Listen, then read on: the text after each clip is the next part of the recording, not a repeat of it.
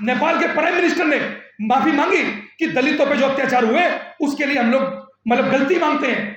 क्या ऐसा इस देश के अंदर संभव है? कैसा इस देश के अंदर भी क्या प्राइम मिनिस्टर, क्या गृह मंत्री खड़े होकर माफी मांगेंगे? ये बोलेंगे कि दलितों पे जो एट्रोसिटी हो रही है उसको हम लोग रोकने में असमर्थ है, हम इसके लिए माफी मांगते हैं। मैं आपको पिछले 2 साल 5 साल 3 महीने पहले नहीं, मैं इसी महीने की बात कर रहा हूं।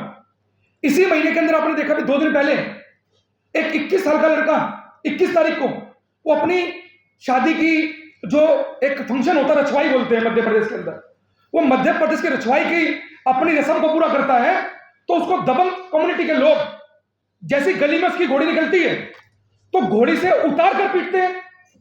ये कब हो रहा है?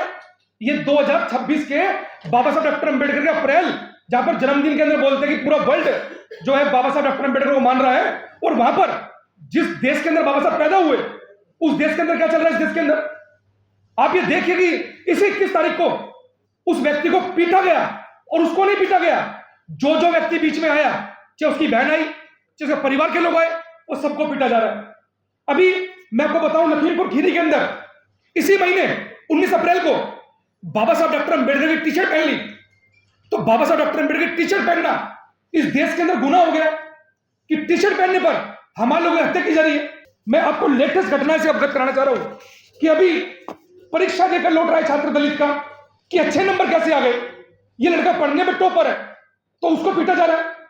मतलब दलितों की स्थिति इस देश के अंदर क्या है? एक तरफ बोला जा रहा है कि भाई शिक्षा लीजिए, और शिक्षा का हाल भली भांति जानते हैं आप लोग, जहां पर दलितों के, गरीबों के, मुसलमानों के बच्चे पढ़ रहे हैं वो स्कूल बंद किए जा रहे हैं, और ऊपर से गलती से कोई दलित कम्युनिटी का व्यक्ति कोई पढ़ने में एक्सपर्ट है या अच्छा है तो उसको पीटा जा रहा है। इसी महीने के अंदर मैं आपको बता दूं, दलित युवक की पत्नी, अगर यह घटना शिवपुरी की पिछोर थाना क्षेत्र के अंदर घटनाती है, और मामला सिर्फ इतना सा था कि उसने जरा सा दलित व्यक्ति ने कुछ बोला, और बोलने पर उन लोगों ने दलितों के घर में घुसकर उसको तो पीटा ही, साथ में उसकी पत्नी को पीटा जा रहा है। ये लेटेस्ट घटना है, मैं आपको इतिहास में नहीं लेके जा रहा हूं, ये लेटेस्ट घटना है। अभी हमारे जो मकान है, जो पुश्तैनी मकान मिले हुए हैं, उस पर उत्तर प्रदेश, जहां पर बोला जा रहा है बाबा जी का शासन है भाई, वो बाबा के शासन में हमारे जो दलित कम्युनिटी के लोग हैं उनके मकानों पर कब्जा किया जा रहा है। मतलब मकानों पर कब्जा किया जा रहा है। बच्चा अगर अच्छा पढ़ रहा है तो उसकी हत्या की जा रही है, अगर टी शर्ट बाबा साहब की पहन ली है तो उसकी हत्या की जा रही है। अगर हम लोगों ने अपनी राजो रस्म अगर पूरा हम लोग कर रहे हैं तो हमारी पिटाई की जा रही है। मतलब पढ़ हम नहीं सकते, टी शर्ट हम नहीं पहन सकते, मकान पे हम लोग मतलब रह नहीं सकते, तो इस देश के अंदर क्या, इस देश के अंदर दलितों की स्थिति क्या है, हम लोग आपके माध्यम से अवगत करा रहे हैं। अभी मैं आपको बताऊं कि राशन की दुकान पर भाई दलित तो जाएगा दुकान पर, मतलब दलित राशन की दुकान पर कैसे आ गया? उसी बाबा की सरकार के अंदर, लखनऊ के अंदर महिला को पीट दिया गया कि आप पीछे खड़े होइए। ये कंडीशन क्या चल रही है? ये कंडीशन इस देश के अंदर, जहां बाबा साहब डॉक्टर अंबेडकर का संविधान इस देश के अंदर लागू है, उसके बावजूद आप ये सोचिए कि हमारी स्थिति क्या है।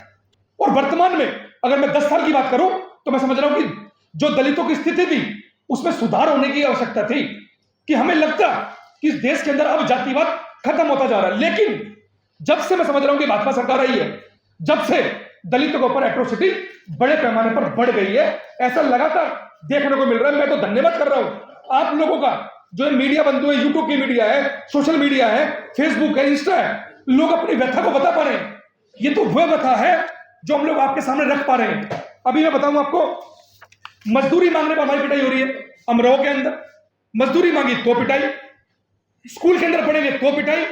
ये चल रहा है इस देश के अंदर दलितों के साथ। अभी उसी मैनपुरी के अंदर गलती से कोई दलित अगर नेता बन गया ना, तो नेता रिबन काटने पहुंच गए, तो दलितों को रिबन काटने से भी रोका जा रहा है, दलितों को झंडा फहराने से रोका जा रहा है। मतलब हम इस देश के नागरिक हैं, लेकिन हमारे साथ व्यथा क्या चल रही है, हमारे साथ कितना इंसिडेंट चल रहा है। अभी साहब ने बताया लेटेस्ट, हमारे बच्चे पढ़ रहे हैं तो कन्नौर का मामला आपके सामने रखा। साथियों, अगर यूट्यूब की मीडिया ना हो, अगर ये प्रेस मीडिया जो आप लोग तमाम सोशल मीडिया ना हो, तो मैं समझता हूं कि एनसीआरबी का डाटा, मेरा डाटा नहीं है, बाबा साहब डॉक्टर अंबेडकर संविधान के बाद जो सरकारें आ रही है, सरकारों का डाटा है। एनसीआरबी का डाटा बोल रहा है कि दलितों के ऊपर हर 16 मिनट में अत्याचार है। अभी हम जितनी देर में प्रेस कॉन्फ्रेंस कर रहे हैं, मैं समझता हूं कि इतनी देर में तो दलितों की पिटाई हो चुकी होगी इस देश के अंदर। और जहां पर यह बोला जा रहा है कि नरेंद्र मोदी जी हमारे प्रधानमंत्री माननीय ये बोल रहे हैं कि दलितों को मत मारो, अगर दलितों की बात आ रही है तो मुझे पीटो, ये माननीय हमारे नरेंद्र मोदी जी बोल रहे हैं। लेकिन उनके राज के अंदर, उनकी सरकारों के अंदर जो हमारे साथ अत्याचार चल रहे हैं, उस पर नरेंद्र मोदी को छोड़ो या अन्य जितने भी लोग उनकी पार्टी के लोग हैं, उनकी स्टेटमेंट नहीं है। मैं ऐसा मानता हूं कि दलितों को शासन और प्रशासन मिलकर, मैं समझ रहा हूं पिटवाया जा रहा है बड़े पैमाने पर दलितों को। वो चाहते हैं कि जो 5000 साल पहले गुलामी थी ना, ये दलित आगे कैसे बढ़ रहा है? अरे आगे कितना बढ़ गए भाई हम लोग।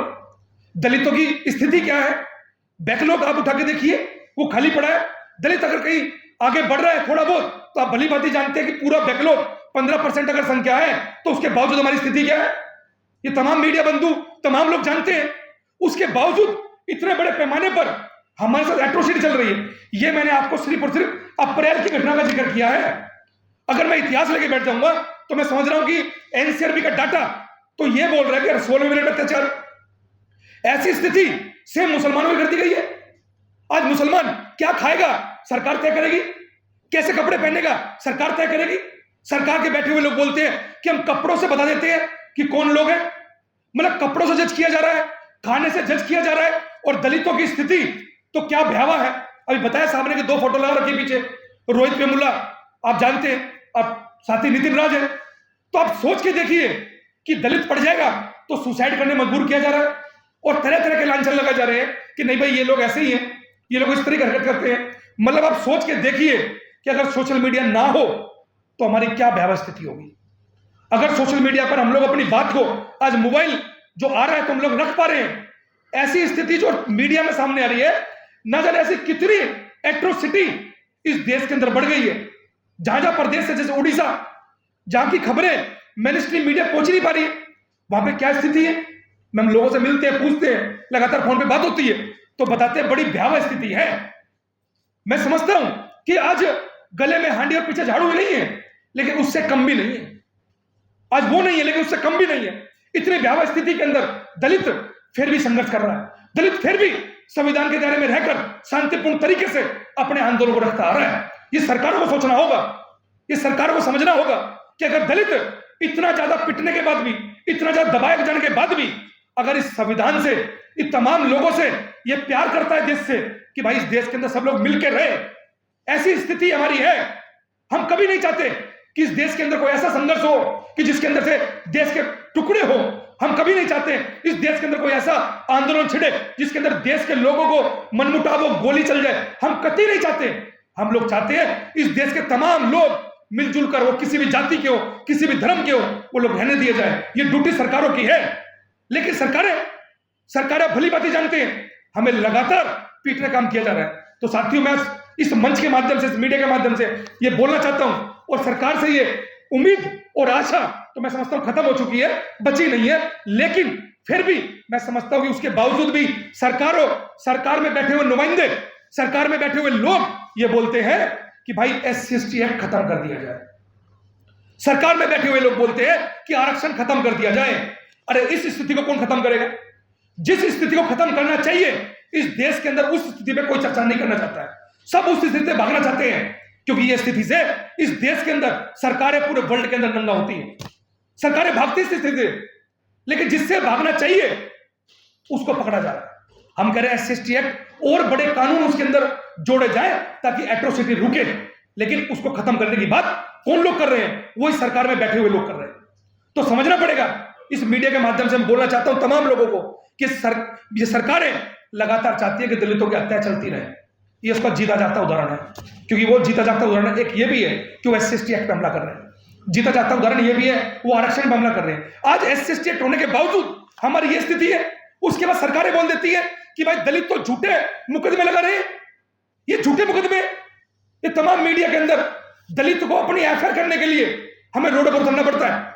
अभी बताया साहब ने भी, रोड से कोर्ट तक हमें अगर मुकदमा लिखवाना है तो दलितों को रोड पर उतरना पड़ेगा। अगर थाने में एफआईआर लिखवानी है तो दलितों को बड़े पैमाने पर संगठनों को कॉल करनी पड़ेगी, तब जाकर हमारी एफआईआर लिखी जा रही है। इसी दिल्ली देश की राजधानी के अंदर पिछली 1 जून को हमने तिलक नगर थाने के अंदर एफआईआर लिखवाई। एक व्यक्ति को जो पेशे से एडवोकेट है, उसको यह बोल दिया गया उसके गाड़ी के नंबर से कि आप तो ये हरिजन कम्युनिटी में, हरिजन बस्ती में रहता है। उसका झगड़ा हुआ, ऑन रिकॉर्ड मीडिया के अंदर ये खबर चली कि इस व्यक्ति के साथ जातिगत गालियां दी गई हैं, लेकिन थाने के अंदर एफआईआर नहीं लिखी गई। कहां पर? दिल्ली देश की राजधानी के अंदर।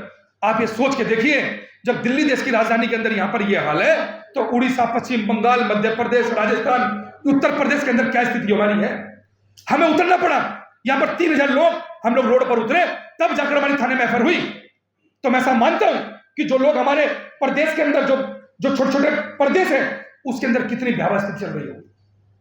आदिवासियों को नक्सली के नाम पर मारा जा रहा है।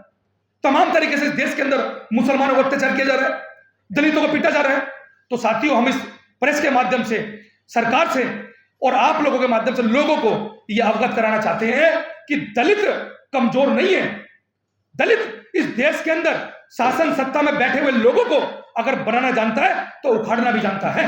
लेकिन हम लोग ये चाहते हैं कि हम लोग शांतिपूर्ण तरीके से संविधान के दायरे में रहकर तमाम लोग, क्योंकि सरकारों से लड़ा नहीं जाएगा, सरकारें बदली जाएगी और हम लोग आने वाले समय के अंदर सरकार से बदलने का काम करेंगे। हमारे पड़ोस के अंदर सरकार के सामने इतने नया उदाहरण निकल कर आ रहे हैं। हमारे पड़ोस के अंदर, नेपाल के अंदर कई मुद्दों पर बहुत महत्वपूर्ण काम किए गए, कई मुद्दों पर इतने अच्छे काम किए गए।